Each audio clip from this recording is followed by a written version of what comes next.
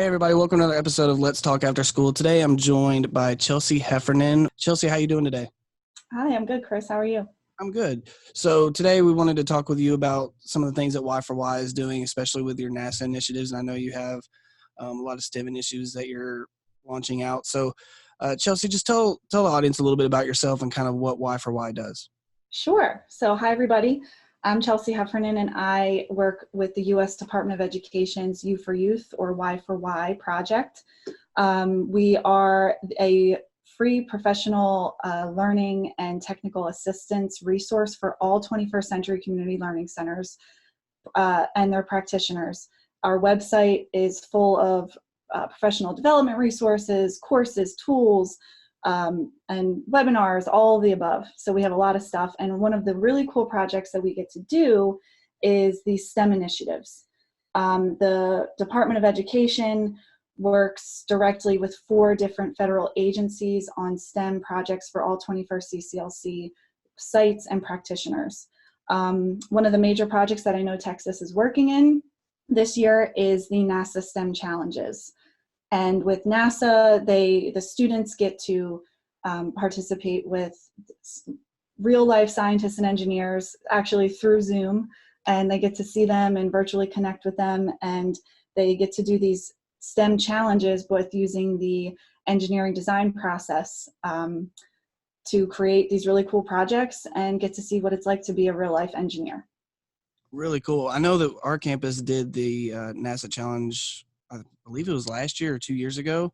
And one of the things we had for our summer program was we had like a walk-in kind of astronomy thing. So we blew up this huge thing. Kids could walk in and they would like punch out the constellations in the thing so you could walk through, and then if you shined a light through it, you could see it. So it was really cool, and the kids really liked it. So when you go to your website, I noticed that, and we've used Y4Y a lot in our trainings and things like that. There's just so much information that there's on the website that sometimes it can be a little, for me anyways, it can be a little daunting, just not really knowing where to start. So if you were to kind of suggest a place to start for maybe new site coordinators or new project directors, where would you kind of direct them to kind of start their journey? Absolutely. So I think our courses are probably the meatiest and best resource that we have on the site. I think every resource we have on the site is great, but if you're new to starting, I would recommend going to our courses. If you go to the Learn tab, when you get onto the website, you'll see courses. You can click there, and then you can go to a course overview. From there, you can read all about the courses that we have on the site. If you're new to 21st Century, we have an Introduction to 21st CCLC course. If you're a new project director, we have a Managing Your 21st CCLC program course. We have courses on family engagement and summer learning programs and project-based learning and STEM and citizen science. So we have a ton of different things there. And from those courses, you'll be able to get the tools and resources to see the ones that connect with the things that you're learning. From there, if you just kind of want something quick, we have these click and goes, which are about 30 minutes to an hour of digestible content that you can go to with, and we have topics now around financial literacy, which is our newest one, organizational culture and climate. We have doing a needs assessment, aligning to student success, so implementing with fidelity.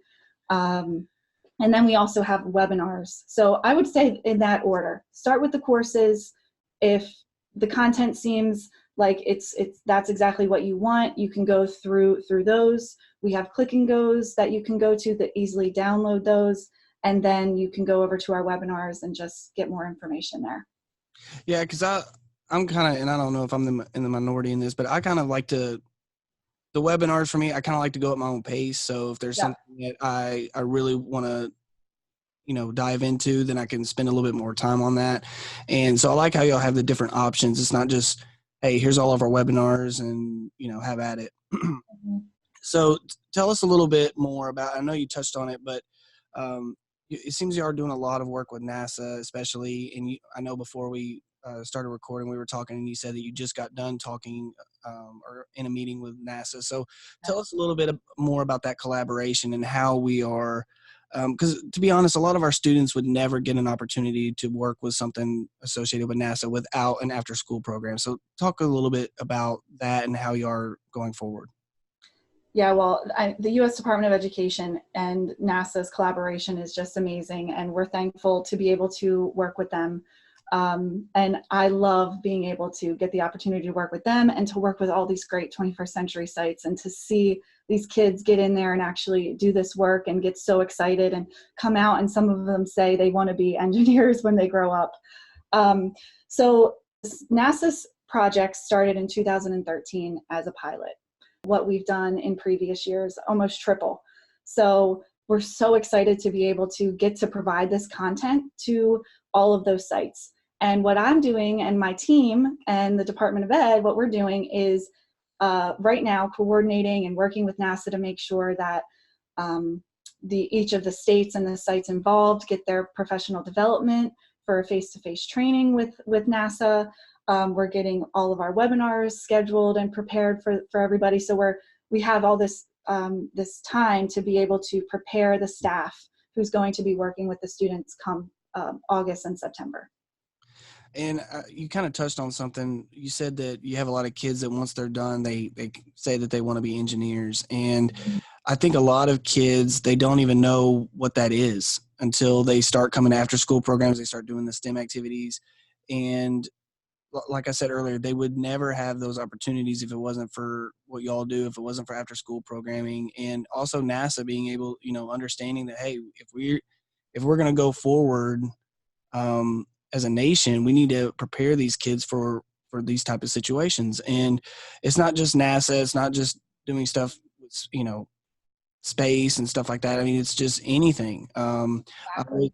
I always tell kids, find something that you really like to do and just see how that can turn into a career. I feel like it's a lot different now than it was when we were growing up. When we were growing up, it was kind of like, oh, well, you can be a teacher, you can be this, or you can be this. Now I feel like it's a lot more, those jobs are always out there, but I feel like it's easier to kind of get the information you need to get on the right path. Does that make sense?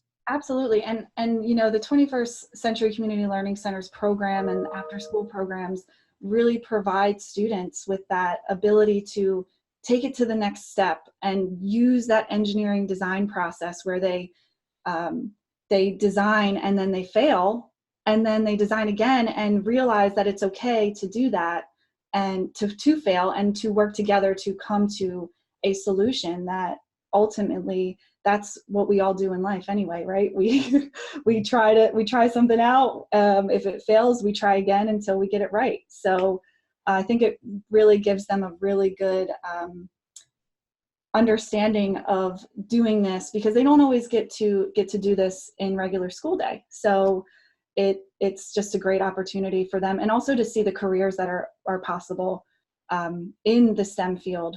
So it's overall just amazing. And I think that's such an important skill for kids to learn is just, and even adults too, is, it's not going to work the first time you do it. So get used to failing. And if you fail, it's okay, but keep working at it. And I think a lot of times we have situations where, a kid will get frustrated and they don't want to try it again if they don't. This is a great opportunity for them to be reassured that, hey, how many times do you think that, NASA messes things up or has to do another run to make sure that everything's going smoothly. So, I think sometimes it's good for kids to see people that have high level jobs or that are high up that, hey, they make mistakes too, but it's how you react after that. That's what's important. Absolutely. And NASA always tells this funny story. During one of their scientists and engineer connections, they have the students get to sit in video and talk to this scientist. And sometimes it could even be an astronaut that's on with them, which is really cool. But one of the students came up and said, I'm having trouble getting my team members to listen to my ideas. And the scientist says, that happens to me too. Yeah. So it's funny that they get to see, it happens to everybody in all stages of life. But they're getting to talk to these people and see that they're not alone and get to do these really, really fun projects. And ultimately, hopefully use them in the future. Well, and it's things that they probably do at home. They just don't realize that they're engineering. Exactly. When we were kids, if something broke, we just kind of threw some tape on it and but I mean, that's kind of what we're doing and one of my favorite, I always bring this up. I don't know why, but whenever I start talking about NASA, I always bring up Apollo 13, the movie. Mm-hmm. And like my favorite part is when they have to come in and they have just that pile of junk and they have to figure it out. Like I Yep. always feel like that's kind of what we're teaching kids is, hey, here's some things, create something out of it. And I just think that's such a cool way to have kids be creative, have them be part of a team. And it's just Absolutely. things that are so important for them going forward. So Chelsea, we talked a little bit about OSTECon. This is part of our OSTECon series. And I know that you said you're not going to be there and you were really bummed out about it. I don't want to bring it up because you got work. So, but tell us a little bit about people that might be coming by your booth. Just kind of what can they expect to see there, and what are some? Do you have any handouts, or what kind of stuff are you providing at your tables for these kind of things? Yeah, so we're going to have some great Y4Y members at OSTECon this year. I'm really sad that I can't go, but it's okay. I'll be there in spirit, and I'm glad I get to do this with you, Chris, so that I can be a part of it in some type of way. But our booth, you're going to get information from really knowledgeable experts that are in the field. I don't know if you know Chris, Kathleen Bethke. She Yes. worked in Texas she lives in Texas. A lot of people know her, and she's a part of our U.S. Department of Ed Y4Y team. So she's going to be there, and she's going to be able to provide some great information about all of our resources, all of our courses, all of the new things that we have out. And for the NASA and the other projects that we do with the STEM initiatives, I actually have this document. And since we're going to be on video, I can kind of show it through my camera.